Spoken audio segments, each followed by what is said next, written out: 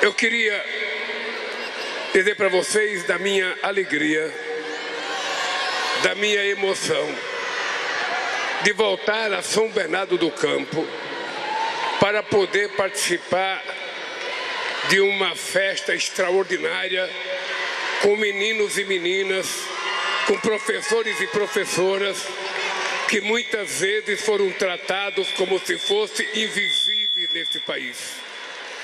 Normalmente a elite política não enxergava uma grande parte da população brasileira.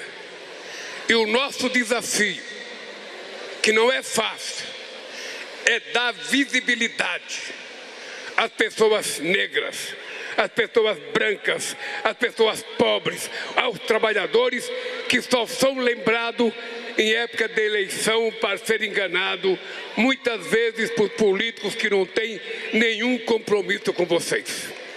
E é por isso que de vez em quando a gente erra na mão e a gente destrói aquilo que a gente construiu. É muito difícil para um torneiro mecânico dar um aulão depois de falar os dois melhores ministros da educação que esse país já teve. O Haddad sabe que eu digo sempre, o Haddad foi o melhor ministro da educação que o Brasil teve. Quando o Camilo entrou, eu falei, Camilo, você tem um desafio, ser melhor do que o Haddad. E ele tem que trabalhar, porque quando terminar o mandato, a gente vai criar uma comissão de julgamento para ver quem foi o melhor. Os dois são da mesma altura, têm o mesmo sorriso, muito caráter, muita dignidade, muita competência, e a disputa entre vocês dois, quem vai ganhar é o povo brasileiro, são os estudantes brasileiros que vão fazer o Enem. Eu queria, nessa idade que vocês estão, vocês quando me veem aqui em cima, você fala, porra, tá falando um coroa ali. Ô cara, sabe qual é a minha vantagem sobre vocês? Sabe qual é a minha vantagem sobre vocês? É que vocês não sabem o que faz um homem de 80, e eu sei o que faz um garoto de 15, de 20, porque eu já tive essa idade. Eu já tive essa idade. Eu já tive muitos sonhos e muitas vezes eu não tive a oportunidade de realizar o sonho que nós estamos tentando garantir para vocês. Eu nasci politicamente nessa cidade como presidente do Sindicato dos Metalúrgicos de São Bernardo do Campo. Foi na porta da Volks, na porta da Mercedes, na porta da Ford, na porta da ex-Brastemp que tinha aí, na porta da Villares, que a gente conseguiu fazer os mais importantes movimentos da luta dos trabalhadores no final dos anos 70, nos anos 80 e nos anos 90, com o Sindicato dos Metalúrgicos. E eu quero contar um pouco isso, porque muitas vezes na idade que vocês estão, vocês têm um mundo de incerteza. Você tem um mundo de dúvida na cabeça de vocês. E eu vou contar uma história para que vocês nunca tenham dúvida da capacidade que vocês podem ter de vencer.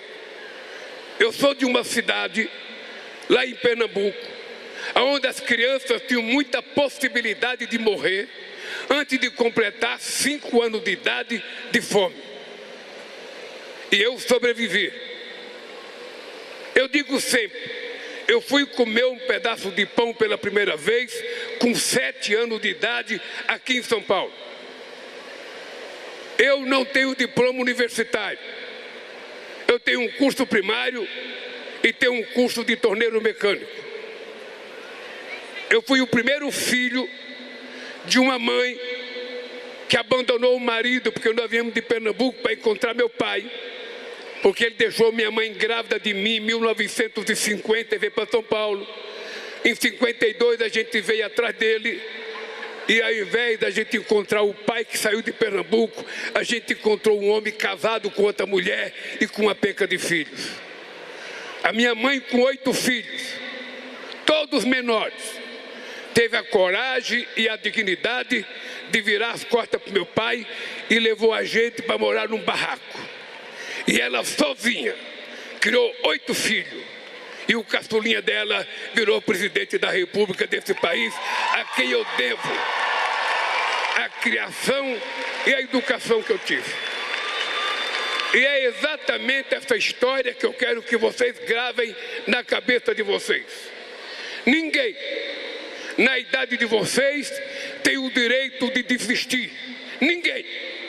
Por mais que se tenha dificuldade em casa, por mais que se tenha dificuldade financeira, por mais que às vezes as coisas não andem bem, não há possibilidade de vocês, na idade de vocês, desistirem. Porque o que faz a vida valer a pena, o que faz a vida valer a pena de verdade, é a gente ter um objetivo, é a gente ter uma causa e a gente perseguir. Então vocês imaginem, se um menino que nasceu em Pernambuco, que comeu pão pela primeira vez aos 7 anos de idade, que não tem diploma universitário, que foi o primeiro filho da minha mãe a ganhar mais que o salário mínimo, que foi o primeiro filho da minha mãe a ter um televisor, que foi o primeiro a ter uma geladeira, que foi o primeiro a ter um carro e uma casa, tudo por conta de um curso, e chegou à presidência da República. Se foi possível para mim, é possível para vocês. É possível para vocês. É plenamente possível. Quem sabe aqui esteja alguns ministros desse país. Quem sabe aqui esteja alguns futuros presidentes, governadores e deputados desse país. Porque vocês não podem desanimar. E quando vocês perceberem que a classe política não representa vocês, pelo amor de Deus, não desanimem. Não desanimem. Quando vocês verem que a classe política está querendo aprovar uma lei, sabe, que garanta a impunidade de ladrão, ainda assim não desistam. Entre na política, porque o político bom está dentro de vocês, não está dentro deles. Por isso não desistam nunca. Não desistam nunca, pelo amor de Deus. O pai e a mãe de vocês, por mais necessidade que eles tenham, o maior sonho deles não é deixar riqueza para vocês, é deixar uma profissão, é ver o filho ou a filha se formando, para que ele possa ter independência na vida. E eu sou fanático. Sou fanático.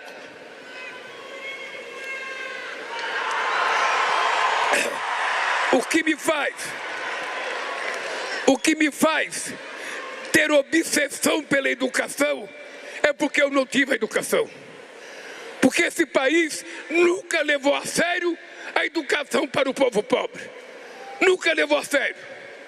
Eu digo em todas as palestras minhas, Cristóvão Colombo, em 1492, chegou em Santo Domingo, na República Dominicana. 1492.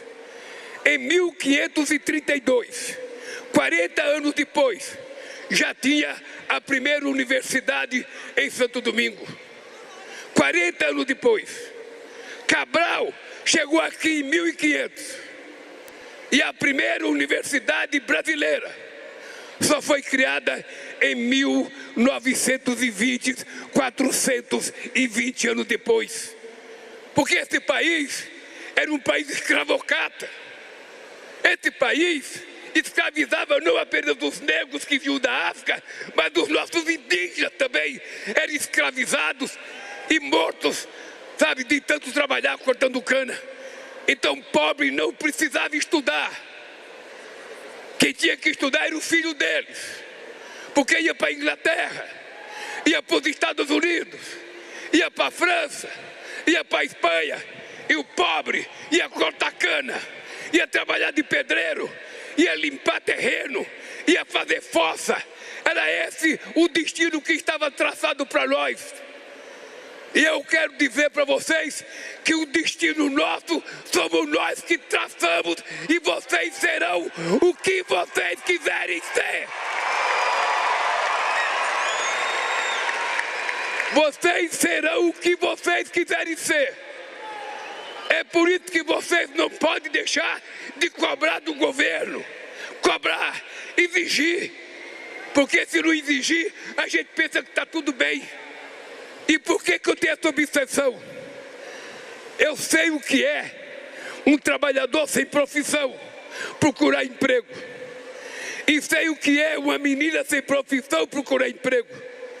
Eu sei a quantidade de assédio que a menina sofre quando vai procurar um miserável do emprego para levar o pão para casa. Muitos engraçadinhos ficam chantageando as meninas. E é por isso que é importante vocês estudar. Porque um homem com uma profissão, ele tem um emprego melhor, ele tem um salário melhor, ele pode constituir uma família, ele pode ter uma casa, ele pode ter um carro, ele pode viver uma vida de respeito e de dignidade. Se ele não tiver uma profissão e ele chegar para procurar emprego e perguntar: o que você sabe fazer? Nada. A gente que não sabe fazer nada não vale nada no mercado de trabalho. Ninguém nesse país, ninguém, sabe, é pobre porque quer. Ninguém é pobre porque quer. Ninguém gosta de se vestir mal, de comer mal. Ninguém gosta, todo mundo quer estar bem. Mas tem um sistema econômico que não permite, que há uma concentração de riqueza. E as pessoas pobres nascem pobres, o pai nasce pobre, o avô nasceu pobre. E eu acho que a gente não tem que aceitar isso como uma coisa de Deus. Isso é uma coisa dos homens. E nós temos que nos rebelar para mudar essa situação.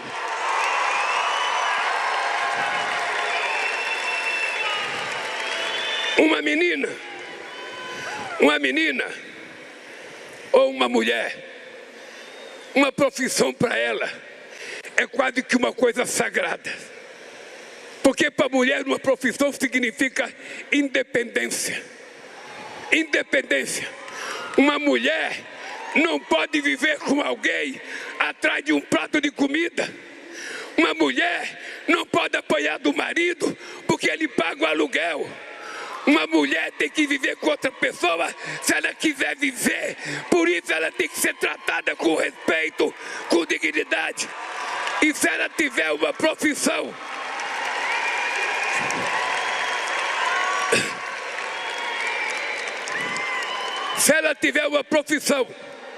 ninguém vai fazer desaforo para ela.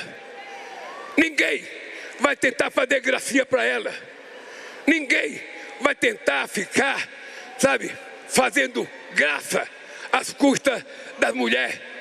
Que mesmo a Constituição proibindo, a gente sabe que tem aumentado a violência contra a mulher. E a violência dentro de casa. E eu digo todo dia, porque eu tive um pai assim.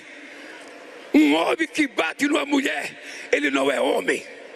Um homem que bate numa mulher, ele não é homem. Minha mãe era analfabeta, nasceu e morreu analfabeta. E ela dizia: meu filho, se um dia você tiver uma desavença com a sua mulher e você tiver que brigar com ela, nunca brigue e nunca levante a mão, saia de casa. É mais digno, é mais corajoso, é mais honroso, porque mulher não é saco de pancada de homem nenhum e de ninguém nesse mundo. Por isso a profissão para vocês é sagrada. Por isso eu aposto na educação. Porque não existe nenhum país do mundo que se desenvolveu sem antes investir na educação. Nós não queremos ser apenas exportador de soja, exportador de milho, exportador de minério de ferro. A gente quer exportar conhecimento, inteligência. A gente quer exportar valor agregado produzido pela nossa capacidade. Veja que coisa absurda. Veja que coisa absurda. Este país, com 215 milhões de habitantes, descoberto em 1500, que teve um imperador, que teve um rei, que teve tantos fazendeiros, tantos advogados, tantos professores governando esse país, precisou chegar um operário metalúrgico para ser o presidente que mais fez universidade na história desse país e mais fez ensino técnico nesse país. Porque aqueles que podem mandar seus filhos estudar fora Não estou preocupado com aqueles que precisam estudar aqui. E eu tenho uma alegria imensa. Ainda é pouco. Nós precisamos fazer mais.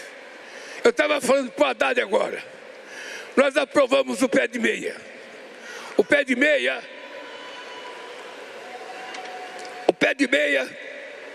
nós aprovamos, companheiros deputados e deputadas e prefeitos. Nós aprovamos o pé de meia, porque nós descobrimos pelo IBGE que 480 mil meninos e meninas do ensino médio estavam desistindo da escola para ajudar no orçamento familiar. E um governo que deixa um menino ou a menina desistir da escola por falta de incentivo financeiro não é governo, é uma tranqueira. E por isso nós aprovamos o pé de meia, que já atende 4 milhões. E eu estava dizendo para o Haddad, nós temos 6 milhões de alunos no ensino médio. E a gente vai ter que discutir com muito carinho, com o Haddad e com o companheiro Camilo. Porque dentro da mesma sala de aula, tem um aluno que recebe o pé de meia e outro que não recebe. E às vezes a diferença de salário é 50 centavos, é 100 centavos. Então, nós precisamos aprovar a universalização do pé de meia para que todas as pessoas possam ter o direito de estudar. É difícil. A Faria Lima vai brigar com a gente. Os banqueiros vão reclamar. Nossa, esse governo está gastando 13 bilhões de reais com pé de meia. Poderia estar aqui na Faria Lima para a gente ganhar mais dinheiro. E nós não estamos gastando. Gastando a gente estaria se o dinheiro fosse para eles. Nós estamos investindo na sobrevivência da nossa juventude, na sobrevivência dos nossos negros, do nosso povo periférico, que muitas vezes não tiveram chance na vida. É por isso que nós criamos uma universidade chamada Unilab, uma universidade entre Brasil e África. Tem a universidade está no Ceará, na cidade de Redenção, que é a primeira cidade que aboliu a escravidão no Brasil.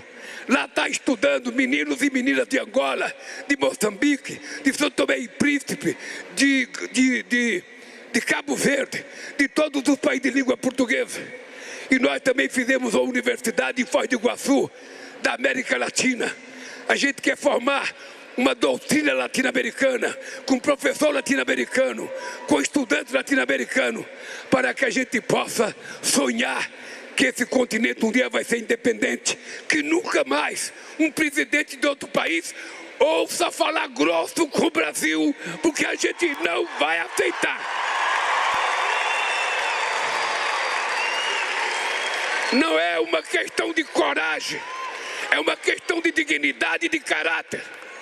Porque dignidade e caráter vocês não comprarão em shopping, vocês não comprarão em free shop, vocês não comprarão, vocês adquiriram no berço. É o pai e a mãe de vocês que deu a sustentabilidade de caráter para definir o que a gente é. E cabe a nós do governo apenas abrir a porta para que vocês possam entrar com a energia de vocês, com a força de vocês, com o sonho de vocês e dizer: o Brasil do futuro será melhor do que o Brasil do presente. Não existe ninguém melhor do que ninguém. O que nós temos é gente com oportunidade e gente de oportunidade. Eu não quero prejudicar ninguém, mas eu quero que a filha da empregada doméstica possa fazer o Enem ao lado do filho da patroa dela e vença aquele que for mais qualificado. É apenas isso que eu quero. E é isso que vocês desejam. Portanto, meus queridos companheiros e companheiras, meus meninos e minhas meninas, se espelhe naquilo que eu vou dizer para vocês. A desgraça de quem não gosta de política é que é governado por quem gosta. E se quem gosta for uma tranqueira, vocês serão governados por uma tranqueira. Não coloquem raposa para tomar conta do galinheiro, que ele vai comer as galinhas. Esse país está na mão de vocês. Esse país está na mão de vocês. E vocês serão responsáveis. Se eu cheguei, vocês podem chegar. Se eu não tive chance, vocês estão tendo a chance. Pelo amor de Deus, agarre essa chance com as duas mãos. Se dedique. Esses dias o Camilo me levou uma menina, filha de um trabalhador rural, lá em Brasília. Ela passou em 5 vestibulares de medicina. 5 vestibulares. Era uma menina pobre. Ela contou para mim que ela entrou na igreja. Ela é evangélica. E ela sentiu uma voz dizendo para ela ser médica. E ela se dedicou a estudar. Se dedicou. Ela não teve sábado. Ela não teve domingo. Ela não tinha balada. Ela não tinha preguiça. Ela estudava. E ela passou em 5 vestibular de medicina. Todos vocês podem. Todos vocês podem. É só vocês quererem. Eu quero ser. Eu quero vencer. Eu quero ser médico. Eu quero ser engenheiro. Eu quero ser matemático. Eu quero ser filósofo. Eu quero ser psicólogo. Eu quero ser enfermeira. Sejam o que vocês quiserem. E nós estaremos para dar sustentação a vocês. Viva os cursinhos populares. Viva o Enem. E viva a juventude brasileira. Um beijo no coração.